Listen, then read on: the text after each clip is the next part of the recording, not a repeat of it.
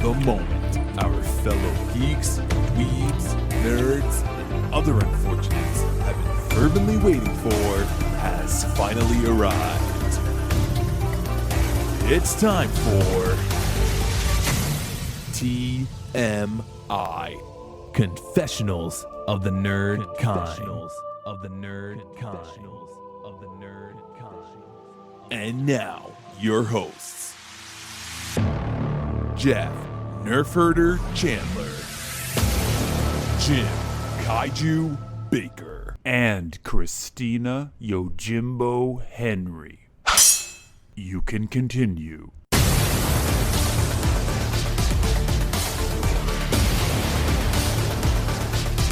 And now, let's get on with the show. Here is TMI.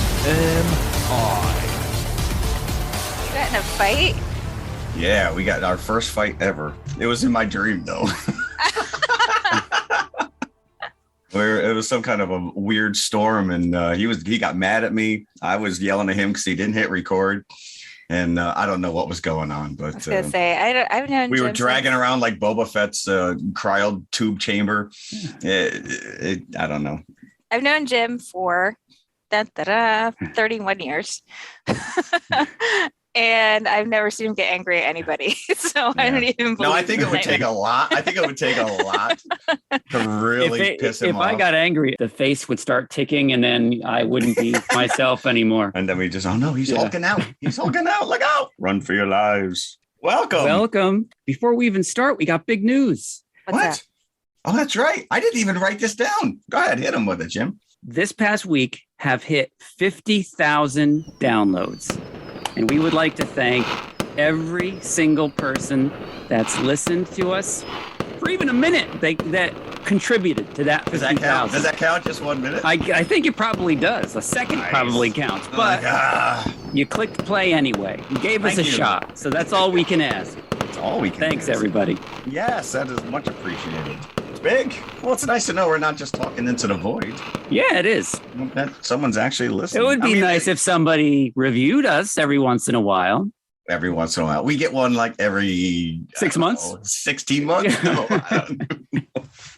I don't know. Since we're doing this, I want to congratulate the Cincinnati Bengals for winning the Super Bowl, which hasn't happened yet, but I'm laying it out there.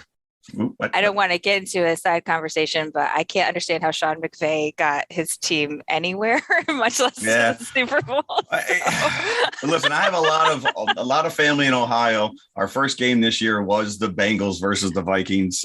They beat us at the last 3 seconds. Whatever. So I mean, I'm definitely rooting for the Bengals just because, like I said, I think McVay is like an element of chaos. Like, I just do not understand how this guy is head coach of the Rams, but it is the year of the Tiger. So I like that. Although the Rams do have home field advantage for what it's worth. Twice. It's only happened twice in the Super Bowl. Last year being the first. Now, did we just lose 25,000 of our 50,000?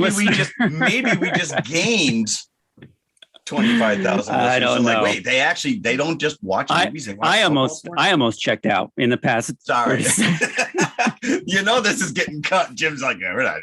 Jim's like, I don't watch football. Sorry. It is Super Bowl Sunday. Wait, what are we talking about? We are talking about the Windigo this week. The Wendigo. How do you pronounce this thing? Because I only have the Marvel comics to base it on. I always called it the Wendigo. You need to know when to go and when to stay. I say, please stay while we talk about the Wendigo. But this really just gave us an excuse to talk about Ravenous. But our main feature this week is Antlers. The Wendigo is featured heavily in both features. How many movies are there really about this creature? And yet we found two. Ravenous is one of my personal favorites, but I just want to go on record that this was not my fault. Jim paired this. Now, who are you apologizing? Wow. Are you apologizing to Jeff or to our listeners? I was apologizing to Jeff in case he was upset by the content of this week's. You see, I didn't find it particularly disturbing, either of these features. No, I'm gonna show my hand right now, which is Antlers. I enjoyed it immensely. It does have some serious issues with it, but I was not disturbed by the content. I am very upset. You guys are slowly warping me. I am very upset by Antlers. Now, I say that without showing my hand. The reason being is that I watched Antlers on Thursday night. The next day, it appeared on HBO Max. Oh, I was going to say, I watched it on HBO on Friday. I watched it like early in the week. I paid $5.99. Thursday night, I went searching where I could watch Antlers with the hope that it was on a streaming service that I subscribed to. It was not. I paid $6. Yep. The next day, it is on the main menu of HBO Max. You like this movie? Now watch it for free. And see, that's the problem with the streaming services, that there's not we don't have a TV guide. So there you have it. But what kind of news do we have this week, Jeff? Well, we do have one death, but we're going to kind of back into that a little bit. So we will move on first. Anybody here Futurama fans? Familiar at all with this animated show? Crickets. I know what it is. Crickets. I know what it is. Somebody out there has been watching this show. It has been out and about since 1999. It has been off the air since 2013, I believe, but we are getting a fresh reboot on Hulu after 10 years off the air. All the original cast members are coming back. Katie Sagal, Billy West. Now, John DiMaggio, who plays Bender, is still in negotiations. There's already been an uproar that fans you can't recast this character. He has to return. Bender is the robot, correct? Bender is the robot, correct. The only reason I know this is because there was a crossover episode on The Simpsons, and Bender ends up in The Simpsons basement until Futurama, because they go back in time and then he shuts himself down in The Simpsons basement. Futurama is actually very brilliant. Created by Matt Groening of Simpsons fame. So he will be returning as executive producer. David X. Cohen is also attached. This show has been canceled twice already because it ran from 99 until 2003. Was canceled by Fox, and then it was revived on Comedy Central from 2010, then canceled again in 2013. But Matt Groening came out and he said it's a true honor to announce the triumphant return of Futurama one more time before we get canceled abruptly again. So, he has a show that's on Netflix. I guess it is, right? My son watches it. He likes it. Disenchanted? It's Disenchanted. It's cute. Yeah. It's, again, even like The Simpsons. I mean, some of these shows take time to kind of build. I will say the brilliance of Futurama, in the very first episode, you find out Fry delivers pizzas, and in like 1999, he gets stuck in a cryo tube and wakes up in like the 23rd century. There are things like that you see in the background of this first episode that play out in like the 5th season that they planted there all along. So if you go back and watch those first episodes after you find out these things, you're like, oh, there it was the whole time.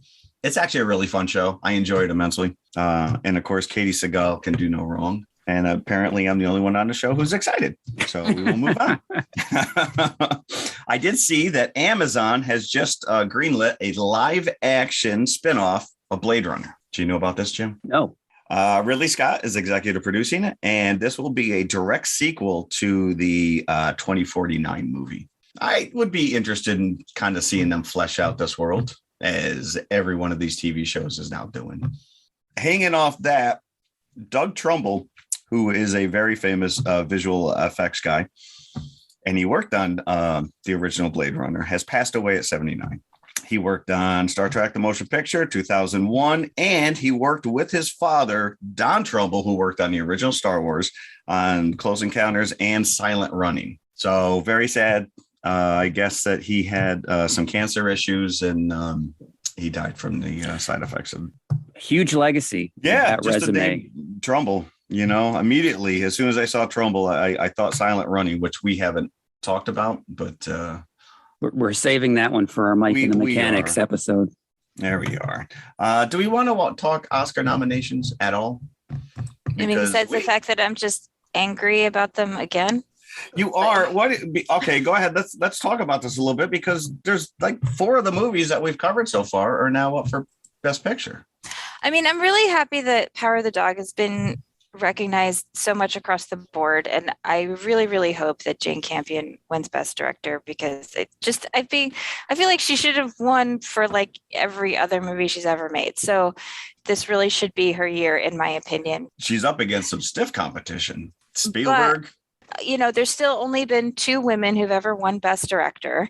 And one of them was Chloe Zhao last year for Nomadland. Yep. And I have this terrible feeling that even though there's like, a zillion men in a row, they'll be like, well, we can't give it to a woman 2 years. 2 years in a row.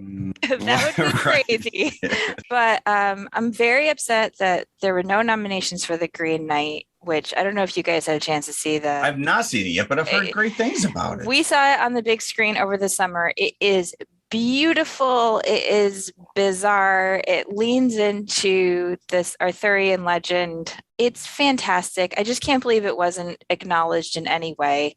No. Also, I'm angry that there are 0 nominations for The Harder They Fall. But I'm still angry from the year before because Delroy Lindo wasn't nominated for The Five Bloods. I feel like they overlooked a lot of stuff. Joaquin Phoenix and Come On, Come On. Probably like the best work of his career. I'm not even joking. And this is a guy who's done nothing but great work. Just so many good performances I feel like were overlooked. So many films I feel like were overlooked. And I just feel like the Academy Awards and like award ceremonies in general are becoming increasingly irrelevant in a lot of ways. Interesting. I wonder how anyone on the Academy can explain how Dune got in rather than any of those films that you just mentioned. Well, Dune, a lot of technicals. I said, yeah, but you could see, I could definitely see that as being nominated for every technical award that there is. And not be up for Best Picture, which right? It is. I called it during our review of that if the sound does not win, then there's something seriously wrong. But that's the kind of picture that does win, the sound editing, right? I mean, those are the films that always do. But honestly, like besides the fact that I think that they overlooked a lot of like really high quality smaller films, like why isn't a movie like Spider-Man in there? This is why visual effects. That's where this is why a lot of people don't care about Academy Awards because like I have no idea what these movies are. Yeah, and I wouldn't say that Nightmare Alley was particularly worthy, but maybe it's goodwill towards Guillermo that got that in there. Who knows? Well, because he didn't get a director nod, that's for sure. But it's funny because the couple who we watched it with at their house, like she called up my wife and she's like, "That movie we watched, it's up for 4 awards. 4 awards!" She was irate. And I don't know of anyone. Well, maybe a few people, but that would want to watch the new West Side Story over the original. Right. And I because don't know it's got the Spielberg name, I think, is enough to get you in, but I haven't watched it. Nor have we talked about reviewing it. I don't know anybody who's seen it. No, I don't know anybody either. So, but having said that, I do try once these nominations come out to watch the movies that have been nominated that I haven't seen before. So in the past couple of days, I have watched The Lost Daughter.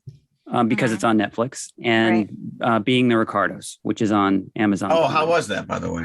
It's very entertaining. I wasn't really looking forward to seeing it. Javier's up for best lead. Well, a lot of people are up for a lot of things from that.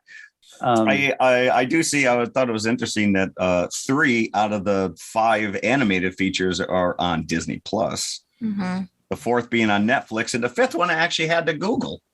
Flea. It is a Denmark animated movie. We saw the preview for that when we went to see Belle, and it looks absolutely devastating. Yeah, it does not look like a feel-good movie. I think, it's nominated in a couple other categories too, which unfortunately makes it a long shot in animation. Mm-hmm. Correct, I agree. But I think that just the fact that it is in the animation category shows you like what animation can do and be, and that it's not just family movies. I think it's actually really important for animation as an art. I will tell you right now, Encanto, like I can't go a day without hearing somebody talk about Encanto. It's crazy. Yeah, it's like, my son has watched it 4 times already, meaning that I've had to watch it 4 times. I listened to a podcast in the UK, and they said their son, who I think is like 11, is obsessed with this movie. And I'm just like, yeah, that's this house. That's this house. That's crazy. I don't know. Ryan the Last Dragon is up there as well. But you know what? The Mitchells versus the Machines, which is on Netflix. Very unique, very original, very clever. It'll probably lose to Encanto or Luca. You know, you said that you're upset. Billie Eilish for No Time to Die. Stop. But honestly, like, please acknowledge, even if you don't like her, that she is one of the most popular singers in the world. And I don't care. If she's going to sing that song on the telecast, that means ratings, right? Right. She's They even being telecast? They would not telecast the Oscars. I don't know. When's the last time you watched? Did you watch last year? I watch them every year. Yeah. I know you do. I know you.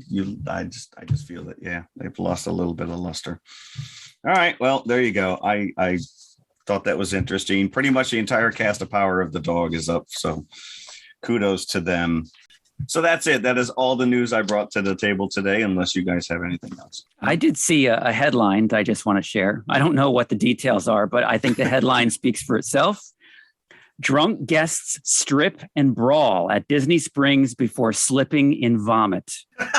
Is that a new ride? Come step Yeah. puke. I think that there should be a jail at Disney that caters to just this kind of clientele. How do they deal with unruly customers? They have to have. I have actually seen the security come out and quietly escort somebody away, like without trying to make a fuss. It was during the show Phantasmic at Hollywood Studios that they used to anyway have every night, but I don't think they have since COVID because you're sitting on bleachers next to everybody else. One of the rules in Phantasmic is that you cannot bring your stroller down to the bleachers. You have to leave it up at the top of the hill because the bleachers you walk down, you come up on the top of the bleachers and walk down rather than the other way around. So we got a rule breaker on our hands. One guy, and he looked like the kind of guy that would do this, took his stroller, probably said to himself, nobody's stopping me, brought it down and set it up, didn't even fold it, set it up open. I think he was sitting on the aisle and it was there in the aisle. So I'm assuming there was a child inside it. There was a child not inside it, but sitting in between the parents. So it's not like the baby was sleeping. No. Okay, but also this is not new information because it's not just Phantasmic. Everywhere you go in Disney, there's stroller parking. There's legions of space for stroller parking. There is. Every single thing you go you cannot miss the stroller parking wherever you go. So it's not new information that you have to leave your stroller behind. And speaking as someone, because at the time, because this was several years ago, we had a stroller and we had parked it up at the top, just like we were supposed to, and walked down. So Disney came down, a couple of big guys that were, in the blue security shirts, asked him to move his stroller. He refused. And I heard this entire exchange because I was only 2 rows behind him. He refused. And he was then escorted out after an argument quickly and quietly. And we didn't see him again. So I don't know if that meant anything sinister happened to him, but they feed him to the dragon underneath the castle. They took care of it. They took care of it. Was the kid still sitting there? Everybody had to leave. Because the wife and the poor wife, she looked pretty beleaguered herself. She obviously wasn't going to stay there without her husband, and so they all left. I will tell you, they claim this place is the happiest place on earth, but when you have to lug a child around, it becomes tedious. Yeah, that's why, I think that you really have to think that through. Are you going to enjoy yourself if the child is less than 4 years old? I want to see this for myself. Yeah. I don't care. All right. Okay. How'd that work out? Yeah. I mean, we went when our son was 4 the first time. Like, we wanted to make sure he could walk around. Yes. Yeah, I said, and maybe remember something of the trip as well. Yeah. My kids were worse the second time when they were older. When they were younger, they were just like enamored. They were running everywhere. Mm-hmm. And then the next time, I'm tired. I'm like, really? I'll just go back to 2 of us now. They're on their own. But yeah, that's all I had. Just had to share that headline. Right. The slipping and vomit. That's pretty fun. The stripping and brawling as well. That would have ended the headline for me. I'm like, okay, I'm in. What's going on here? Right. But I got my the coup de grace, it was the slipping and vomit at the end. Yeah. Speaking of slipping and vomit, that leads right into our main feature. Oh, Antlers. Antlers. Watch out. They're a little sharp. Just so you know, Wendigos don't have antlers, by the way. No, they don't. This is a construct of the 21st century. Well, do we have a photo of a Wendigo? Is there? No, he hangs out with Bigfoot. So anything that you take of him is blurry. So well, creative license, right? Creative license. Somewhere the skull and antlers became a thing, but I couldn't track it back. It's if you listen to like Native American lore, they don't have. I remember it was at Pet Cemetery. There's a Windigo that passes in the forest when he's making his way to the cemetery. So here's the thing. There's a lot of good things about this movie. It's really well shot. It has a very A cast, for sure. But I'm always leery of these stories told by white people that incorporate Native American stories as a prop. They always make me very uncomfortable. There are 1,000 ways they could have chosen to tell this story without using the Wendigo legend. Also, to be honest with you, as a person who comes from the Midwest, it's weird that they even have the Wendigo in Oregon, because that's not where the story comes from. It comes from like Great Plains and like Upper Midwest tribes. He was on vacation. He was making his way to Vancouver. You always have those outliers in cryptid mythology. You got the skunk ape, right? He's not supposed to be down there, but maybe he likes the warmer weather. Listen, you know what? As a kid, Bigfoot only existed in the Pacific Northwest. And now you watch Finding Bigfoot. He's in every freaking state. He's in my backyard right now. I just can't see him. It's just a little, it's weird that they put it in this place, but also it is kind of that battled Native American burial ground trope. Well, they do the same in our second feature, to be fair. Correct. Right. Unfortunately, these Native Americans are only there to spout exposition. Yes. They don't get involved in the story at all. They're not utilized. And that's what I mean when I say it's like a prop. It's like a hanger that they hang the story on. And they could have done this any kind of way. I'll tell you, like, as a storyteller, I immediately thought of 5 different ways they could have done this without using the Wendigo legend. He could have gone into the cave. There could have been something weird. He still could have become a creature. And then you could have said 50 years ago, there was this thing that happened, and it did. And, and it's like a local legend. Mm-hmm. And it's something that gets retold. And then you could have cast Graham Greene, who's a great actor, just as the previous sheriff and not as the Native American sheriff who tells you the story and because you see this guy and why he is. He's a famous actor. But why could we just treat it as Bigfoot, which also has roots in legend? Right, just treat it without treating it as right. That's what I'm saying. But you could still cast Graham Greene, but not as like the imparter of Native American wisdom. He could have just been the previous sheriff. Who maybe had encountered this thing or had some, but it doesn't have to be like this Native American trope. There is a condition known as Wendigo Psychosis, which I think is more what happens in Ravenous, where like they think that they're infected and they have this craving for human flesh and this fear of becoming a cannibal. So it's sort of similar to the diagnosis of people who have like a lycanthropy syndrome, people who think that they're werewolves.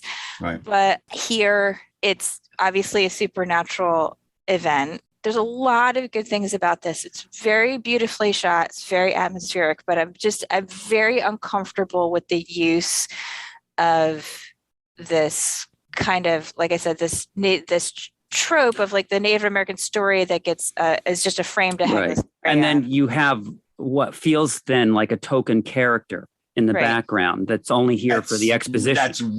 That's exactly what he is. Mm-hmm. But even more so, like Christina mentioned, this is shot beautifully. Mm-hmm. I like looking at the shots of the Pacific, the rocky coastlines with the tree, like that to me is my happy place. I love that stuff like that. Like that just speaks to me. It was beautifully shot. The kid actor, I thought, did a fantastic job. I really like Jesse Plemons and what's her name as well? Carrie Russell. Carrie Russell. You know, but there's so many missed opportunities. You know, they want to go down this road of Carrie's character being abused as a child. You get multiple flashbacks to that. They make an offhanded mark at some point that the kid was also abused, but it never, you want to go down, you want to play the allegory of the monster as the human kind of a thing. They never follow up on it. There's so many missed opportunities. You know, at some point you even feel like her brother could be an abuser. He sneaks up on her twice and scares her. And it's a weird, there's a lot of nice stuff, but nothing really follows through. And it just becomes a silly monster movie. Well, and you pointed out Jeremy Thomas, right? He plays Lucas. That kid, he's so thin. He looks so, they put him in these super baggy clothes to emphasize his thinness. Yeah. And then he just looks frail and he has these huge haunted eyes. Yeah. And he's so good at playing this very, very quiet part, you know, where he's sort of steadfastly trying to take care of the remnants of his family. He still wants to have a family, right? He's a little kid. His mom is gone. His mom is dead. Yeah. You know, we open up with this dad who, you know, these abandoned mines. What is it like? Bring your kid to meth lab day? Like, right? They were like, you stay in the truck. I'm going to go in here with Uncle Bubba and we're going to make some meth and then I'll be back. And they are cooking their meth and doing what the bad drug dealers do. And they hear something in the distance, in the darkness, and they think it's animal, which it does sound animal-esque, and they are attacked. You don't really see what attacks them. You just this see, is very American Werewolf in London. And then Aiden goes in after them because you assume they're both killed, the two drug dealers. Aiden goes into the darkness and it swallows him up. And that's the beginning of the movie. Aiden has a brother who is alluded to during the conversation between the father and son in the beginning, Lucas. It's later revealed is living in the house by himself. 3 weeks later, he's got Aiden and his father locked in the attic and feeding them meat. Yeah. Kerry Russell's character comes in as Julia. She's the teacher of Lucas and she suspects something wrong after seeing very disturbing drawings. So this is the background. This is one of those elevated horror movies referred to by Tara and Scream. I prefer the Babadook. Is that? It takes itself very seriously. So I think it was lacking in fun, you know, because I'm a big proponent of a horror movie being fun and scary because this is at heart a monster movie. This is very much a monster movie. This is very much so outside my wheelhouse, but I was sucked in. Again, the cinematography, don't get me wrong. There are shots that it's so dark. You don't understand what's even going. You don't know what's really happening because it's so dark. But the show of the kid, and he's obviously drawing these really disturbing pictures of half-eaten animals and people with teeth and whatever. And the teacher's very concerned. I like the relationship. There's at one point she follows him and they end up eating together. And she has this little talk with him about, well, what's your favorite color? Donuts. I don't, you know. Your favorite fruit, she says. What's your favorite fruit? Okay, donuts. Yeah. Because ice cream is a vegetable. Ice cream is a vegetable. Yep. Mm-hmm. Because he gets up in class and he tells this story about basically his dad and his little brother, you know, the three bears, and Daddy Bear comes home and he's sick. And you know, Lucas is the other little bear's got to save him or whatever. It just, there's I don't know. It wasn't fun at all, but I enjoyed it. But I really felt that they hit on a lot of things that just didn't pan out. They just didn't follow through. This is a movie, I think, that it's trying to say something about like these one industry towns and what happens to the town when like the industry goes away, because there's sort of this overarching thing that's alluded to about how like they want to do like coal mining on a mountaintop. You hear something. You hear that in the radio. In the background. That never follows through. It's just an abandoned. You know, the father has been reduced to, you know, making meth and dealing it because he's, you know, he doesn't have a job.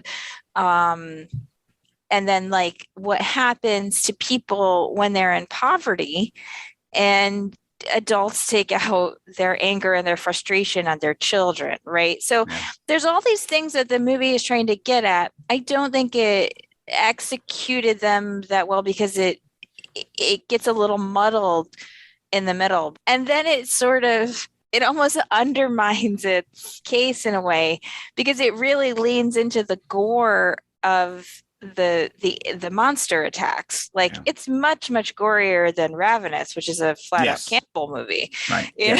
Well, I might be able to argue that, but yeah, they're both very gory. They both lean heavily on that.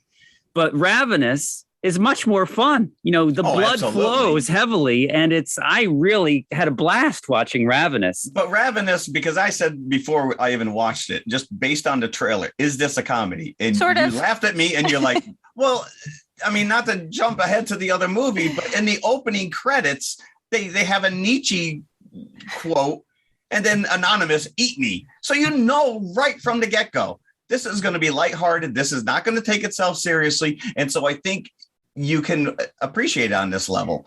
When you get into this movie, it is so dark and so foreboding.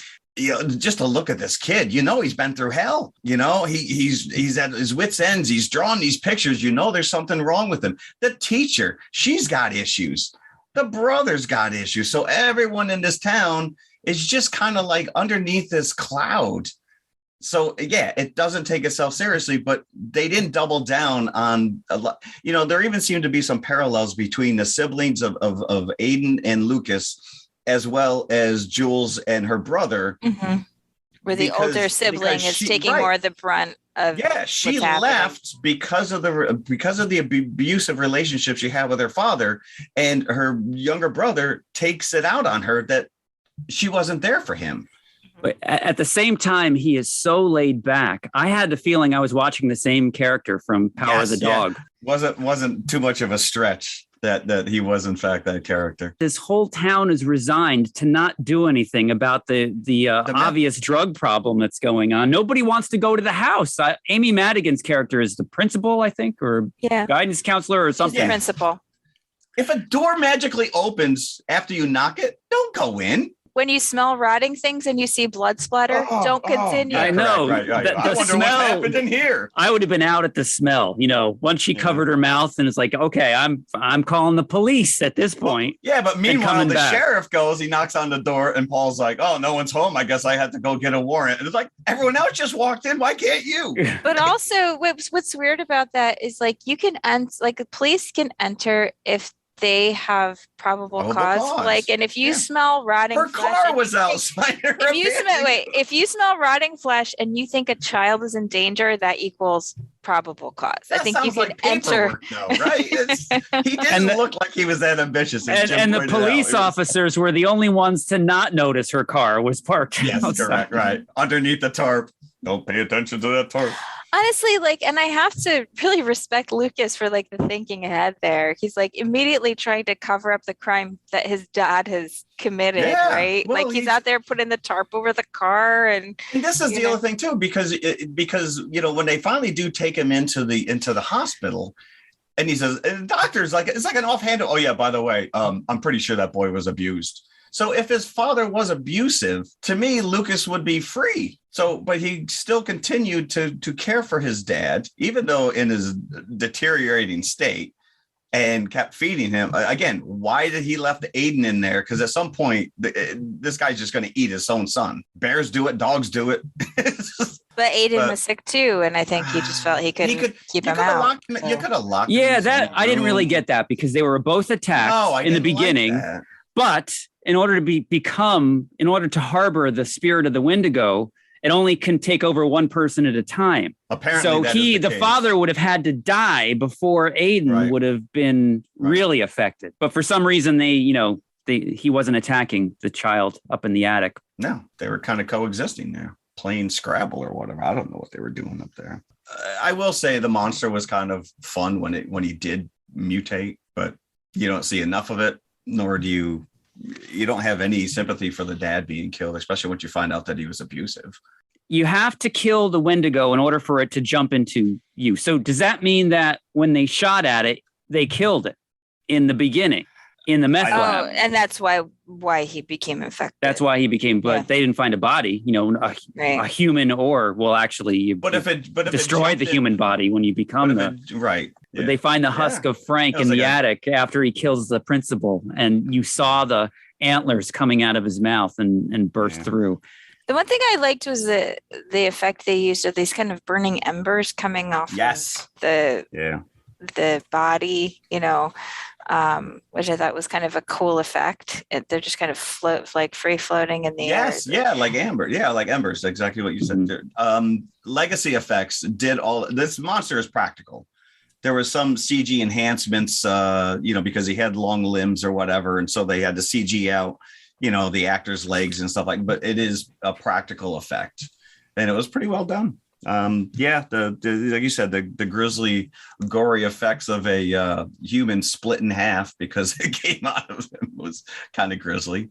I mean, I think overall, this is an ambitious film that sort of fell short of where it was trying to go. They're obviously trying to do something here. I'd be interested to see what this filmmaker would do again. Yeah, I don't think he really had the big movie on his resume is Crazy Heart, which won Jeff Bridges the Oscar that year. But horror, I think this is the first time really he's delved into horror. Yeah. Like we were saying, it's elevated horror. It's a very slow burn. During the first half of the movie, it's one of those instances where I'm thinking, when is this going to start? Right. It's all buildup of what's behind the door. And then finally, once the principal comes and is attacked, then the monster aspect comes to the fore. Finally, the Windigo, not only does it go into the weak and depraved, as they say, and kind of indicate in both films, it also goes into people that don't like to go to the hospital. They end up deciding they need to keep this kid, and it's going to heal them all. Well, there doesn't seem to be like an active child services agent anywhere in this town. The hospital is like, you're going to have to take this kid because we don't know what to do with him. They don't have to sign papers or anything. Right. They didn't officially adopt him.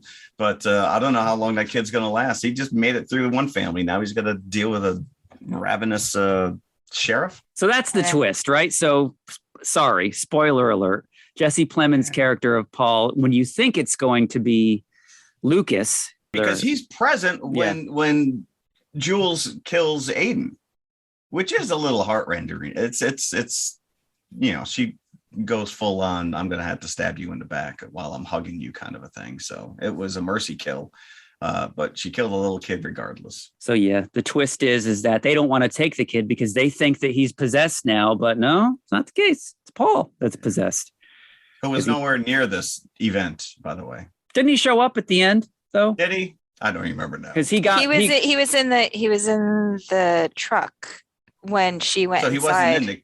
wasn't in the cave. Lucas was literally standing right there watching this thing unfold. It is a little muddled because he did get attacked. He did get attacked, right? So maybe like a werewolf, if you have like a bite. Yeah, it could be. He got impaled at one point by the antlers through the shed walls. I think, as a comparison to something that also talks about kids, uses fantastic elements to highlight abuse, Tigers Are Not Afraid. You could, which sort of, does something similar where, it's about kids. It's about like this legacy of violence. It's about like all the troubles in their town, right? Kind of just like Antlers, but Tigers Are Not Afraid is like superior in execution. So I'm saying, if you're interested in this kind of thing and you have not seen Tigers Are Not Afraid, please go and look for it because it's incredible. We reviewed it last year. It's one of my favorites. And it is one that sticks with you. Mm-hmm. That is a much more powerful movie, by the way. Agreed. I was thinking the one with the old lady in the house, dementia in the house, was like representative of her head. Relic. Relic, is that what that was? Mm-hmm. Okay. I felt like, that to me is like kind of elevated horror, where I have to kind of read between the lines and figure out what the hell's going on. Mm-hmm. And even after I saw it, you had to explain it to me. But in this one, I was like, so I'm getting there. I'm kind of, but that's why I didn't like it. Horror genres. That's why I didn't really like this one, is because I don't think the subject matter deserved to be elevated horror, because it's a monster movie, right? And that's what I want from my monster movies is some big dumb fun. I mean, I don't. Did I just hear a record scratch? I don't agree. I guess because I just literally wrote a book about elevated issues that uses a monster as part of the story, but the monster is not there for big dumb fun. So, is it a Wendigo? No, it's. But you yourself say that you have to give something up if you're a creator. Mm-hmm. You give a piece of that up for consumption. So somebody can look at it a completely different way. If they're coming for the monster, then let them have that. Let them have that little victory. If they're coming for the monster, then they're going to be disappointed. If they're coming for a resolution. As I was with Antlers, yes.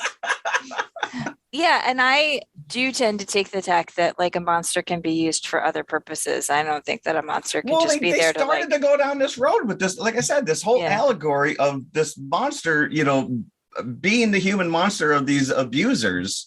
I don't know. I think it had a lot of goodwill up front. I guess maybe I was looking for elevated horror and it just evolved into a slasher monster. That's what I'm saying. Like the last half doesn't tonally match the first half. And I think that's to its detriment. I think you need to pick one tone and kind of stick with it. I hear something. I hear the kernels popping. It's time for the buckets. You like that? You like that? I like it. Out of 5 popcorn buckets, what kind of buckets would we give to Antlers? I'm going to be a little generous on this. I really did enjoy the first half of it, and I like what they set up. I just don't think that it followed through. I'm going to give it 3. 3. You see, I'm going to give it 3 as well for the exact opposite. I like the second half better than I like the first half. I love it. So we have a 6 right now. I'm going to say 2.5. Didn't quite achieve whatever it was trying to achieve. I felt it was a little muddled, but like really like A for effort. But that's for the whole team. It's not like I hated it, but I didn't feel like it kind of achieved what it wanted to achieve.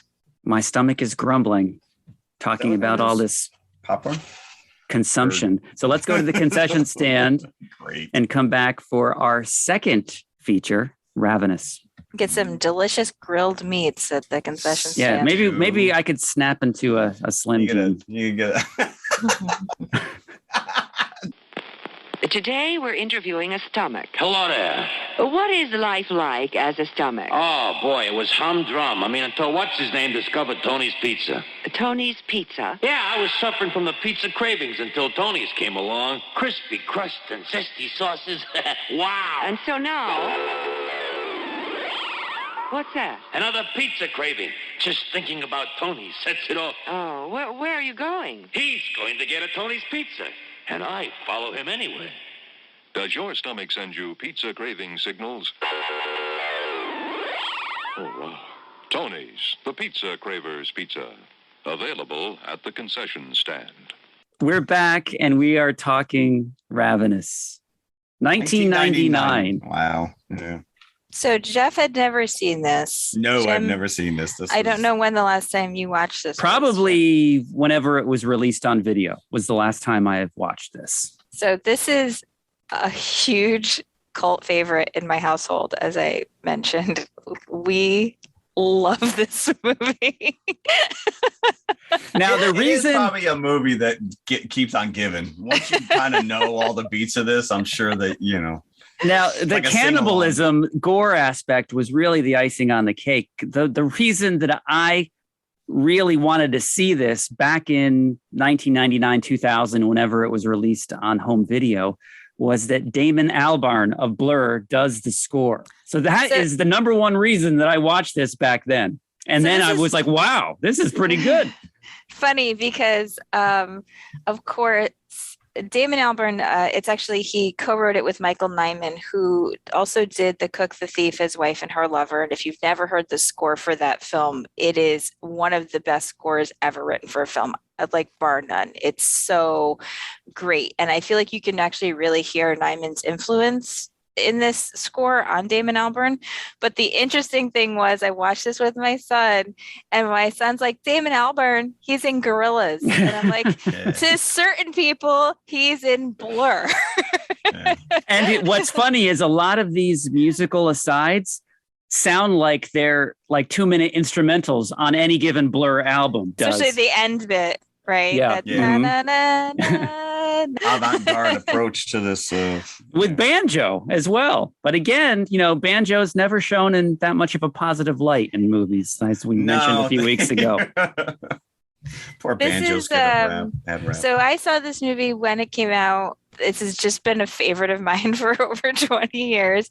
It has the most bizarre tone of like anything. And I think to Antonia Bird's credit, who's the director, she really leans into like this wacky script that, it is comedic, but it's also serious at different points. And it doesn't shy away from anything, from its gore, from its horror aspect, or from its comedy. So but I think the actors play it straight though. That's what's like for the most part. You've got some, Robert you've got Carlyle's having a good time here. He's eating up, but Jeremy Davies as well. He's pretty much, and David Arquette. You can't say that he's playing it straight. What is David Arquette doing in this movie? By the way, he's like, high. He was smoking some peyote there. But who's great actually, and who really grounds the first part of the film is Jeffrey Jones. He's like the glue of every movie that he's in. He is the go-to guy, and I was very surprised that he shows back up. He's so dry. He has such a dry delivery. You just laugh out loud at so many of his lines, and then he also has this kind of air of resignation that's really well suited to his character. But at the same time, he also has like this little streak of nobility, right? Because he immediately gets everyone to run out and look for Mrs. McCready. Well, it sounds like these guys are stuck in the middle of nowhere doing nothing. So any opportunity to do something, to break the tedium, rally the troops. Let's go. Let's have an adventure, kids. He has so many amazing lines, like when he does the little descriptions of each person in the fort, like Reich, he's our soldier. You just steer clear of him. And please, the name and casting the blondest, blue-eyed person that you could possibly find and name his character Reich. It's like that is a little on the nose there. Robert Carlyle. I think actually Robert Carlyle shows a lot of range here because he plays this supposedly reluctant cannibal man of God, right? Whose party was lost and stuck in a cave and ended up eating each other as a last resort. Are we the Donner Party here? Now, what is our opinion? Is he Calhoun or is he Ives to begin with? So I think my opinion is that he's Ives because in the flashback sequences, you never see Ives' face. You don't. Although I like to think that he is so insidious that he took on the persona of Ives after eating him. I think it's possible either way. But you never see Ives' face, which I thought was significant. No. So I always thought that he was not Calhoun, that he was actually Ives. But he does this great job playing like this supposedly reluctant cannibal. Then he has this freak out scene by the cave, and then when he's Ives, like he's gaslighting Boyd so hard, and he's great. Like it's like he's a completely different person. Right. So he's just great throughout. But the supernatural elements are just because you have to have a suspension of disbelief, because like how does he pull this off when he shows up as Ives, cleans the entire cave of blood of every trace of all these bodies, until that point when you see him as Calhoun. And he starts to go nuts when he's at the cave, like feigning that he's afraid of Ives. He's unhinged. Yeah. But the superhuman strength and the fact that they have this healing ability, it's kind of a little much. It's almost like vampirism, right? It's like a cross between cannibal, vampire, and then throw the Wendigo in. on top of it. You gain the strength of whoever you consume. It makes you stronger. And that's is the setup for Boyd in the beginning, because he's a coward that plays dead in the Mexican-American War. Once the blood runs down his throat, because he's on the bottom of a pile of bodies as he's playing dead, he's consuming their blood, their courage, their power, and then he takes over the enemy camp. That setup there sets everything in motion, because he's like Ives, and that's he sees him as somebody simpatico. I hate the characterization of Boyd as a coward, because I understand why, like, a very narrow-minded military would think this, but like, I feel a lot of super soldier. I feel a lot of sympathy for someone who's become overwhelmed by battle and is panicking, which is clearly what happens there. You know, he's just so overwhelmed by everything that's happening. And I feel like so much of his character thereafter is him, you know, really trying to make amends in some way. You know, he wants to do the right thing, and this is why he becomes gets demoted, sent to this place. He actually gets a promotion, so he has the rank, but he's been sent to nowhere. Right? We're gonna raise you to captain, but you're going to Albuquerque. Why is Guy Pearce not a bigger star, though? I don't know, because he's fantastic. You look at this guy; he's got such screen presence. You would have thought after LA Confidential that he would have been the biggest thing in the world. Yeah, I mean, Time Machine was another vehicle for him, and it just kind of like nothing. I don't know. It's kind of weird. So like we said, we meet all these very bizarre and unique characters in Fort Spencer, and amongst all this comes Calhoun, and he just shows up at Fort Spencer with this story about a wagon train that's gone wrong, that was led by this Colonel Ives, who wanted to send them through a shortcut into the mountains, and it went horribly wrong. They find a cave in the snow, and there is cannibalism to stay alive. One person dies, they cook his legs, and then this Colonel Ives goes nuts and kills everyone except for the one remaining woman, and that's when Calhoun escaped and found Fort Spencer. And then everybody rallies to go to rescue Mrs. McCready, the one woman. And then, of course, the turnaround is that it was Calhoun all along. We think that Jeffrey Jones is killed. Jeremy Davies definitely literally gutted. Literally gutted by Calhoun once he escapes. And he then was licking me. He's licking me. That is a great line, by the way. And they're looking at this guy like, I really? No, because the movie's filled with lines like that, memorable lines like this that are hilarious. And that leaves Reich and Boyd to deal with Calhoun. They confront him like on a cliffside. Reich goes over the cliff, and you assume that he's dead. And then Boyd shoots Calhoun, who gets up from the gunshot. He's like the Terminator. He's like the Terminator. So Boyd's like, forget this, and jumps off the cliff. I'd rather jump off the cliff than deal with this. It turns out that both Reich and Boyd survive their fall, but Reich is in really bad shape. Boyd has to feed on him to survive. And he's very reluctant. He's very reluctant, but in doing so, sorry about this, brother. He gains strength enough to get up and walk away from his fall, because his leg is broken. You see the bone coming through his leg, but it heals him when he starts to eat the flesh of Reich. So the interesting thing is that if you're observant, you know from the start that Calhoun is lying. And this does take a little general knowledge of religion. But by and large, Scots are not Catholic. They are a Presbyterian Protestant country, and he's holding a rosary. And in a quick flashback, you actually see Mrs. McCready, who's Irish, and those people are Catholic. She's holding the same rosary across the fire. So if you're observant and you know a little bit about religion, there's no way that he's telling the truth.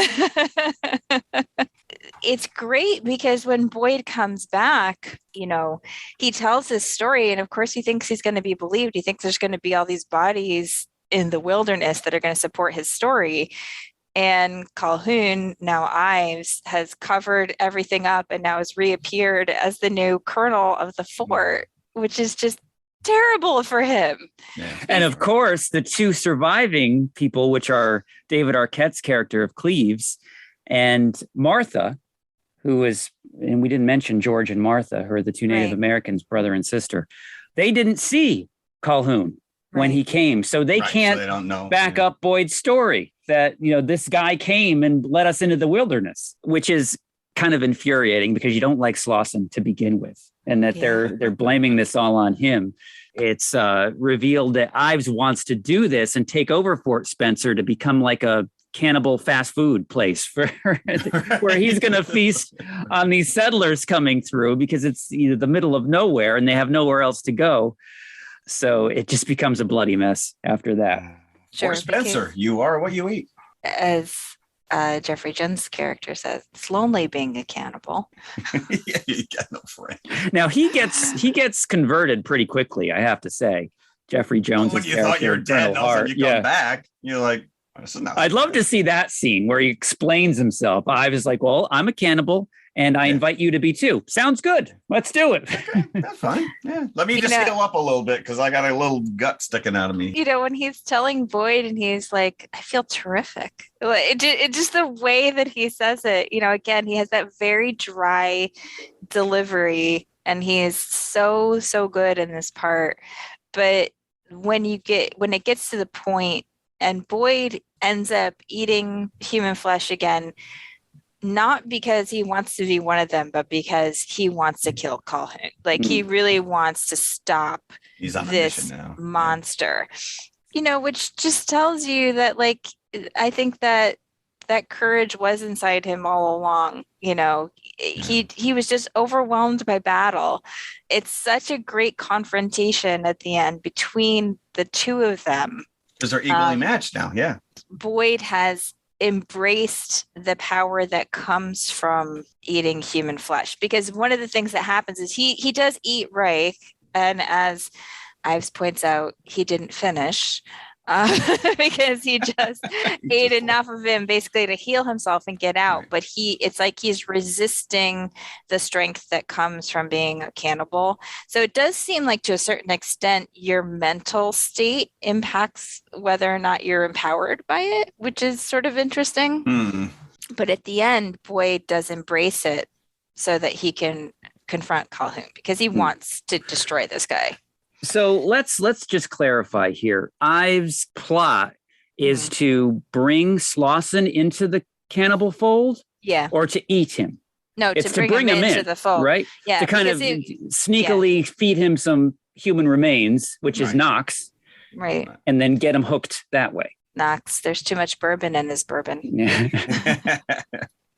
Knox stew. So that way, Slauson would enable them in Fort Spencer to do what they're doing. So that's why they let Martha go to get the cavalry, because he could easily kill Martha and eat her. Sure. But he needs her to go and get Slauson to bring them back. Yes. All right. Just wanted to lay that down because I wasn't quite sure what was going on with Slauson. But he does eat Knox anyway because he sees the stew that's on the. So you don't know whether, is he now doing this? Is he going to become aware of what's happening to him, or is that just a one-time cannibalistic deal? Yeah.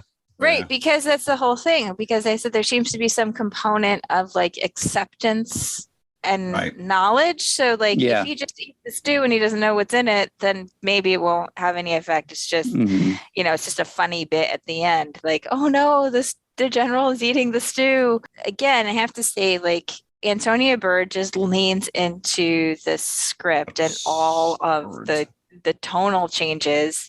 And I think she pulls it off. I mean, it's a weird movie. I don't think it is a weird. It's odd to categorize it.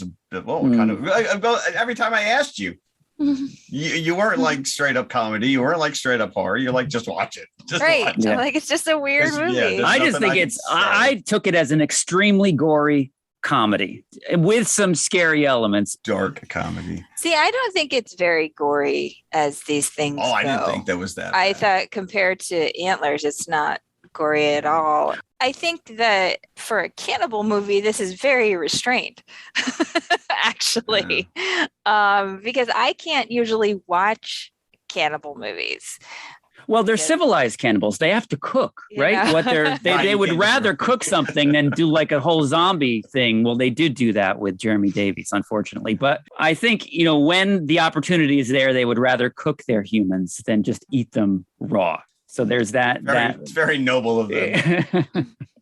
I'm going to kill you, but I'm going to cook you. And as we know from Get Back, it's hard to be in a group. Even though they get the group together and they're very idealistic, Hart doesn't want to be there. He realizes this maybe isn't the right thing to do, so that I don't really want to be a cannibal. So he releases Boyd so he can have that one-on-one confrontation with Ives. And it does really show to Boyd's strengths when they're in the bear trap at the end, because he could easily survive by eating Ives at the end, but he chooses to die rather than That is the biggest on. bear trap I've ever seen in my life, by the way. And Ives says, if you die, I'm totally going to eat you. Right. What was really weird about this is on IMDb, it has key search engine phrases. And the first two are homoeroticism and twirling your mustache. What? I don't know. I didn't get either one of those. So. Okay.